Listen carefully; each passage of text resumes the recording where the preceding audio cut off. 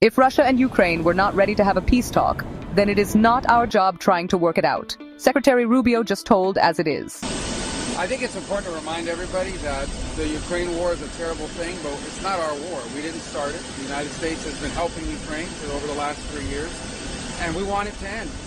But it's not our war. I want everyone to understand that. And the reason why I make that point is the president has spent 87 days at the highest level of his government repeatedly taking efforts to bring this war to an end.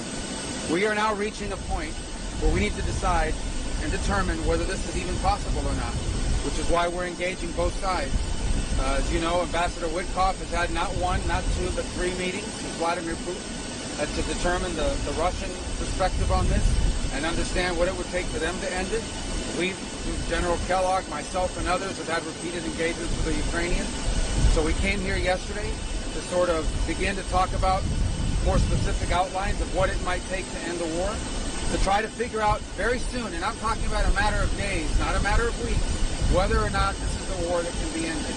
If it can, we're prepared to do whatever we can to facilitate that and make sure that it happens, that it ends in a durable and just way.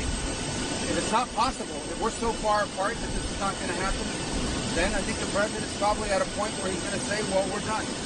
You know, we'll do what we can on the margins. We'll be ready to help whenever you're ready to have peace.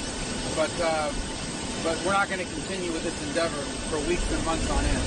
So we need to determine very quickly now, and I'm talking about in a matter of days, whether or not this is doable over the next few weeks. If it is, we're in. If it's not, then we have other priorities to focus on as well.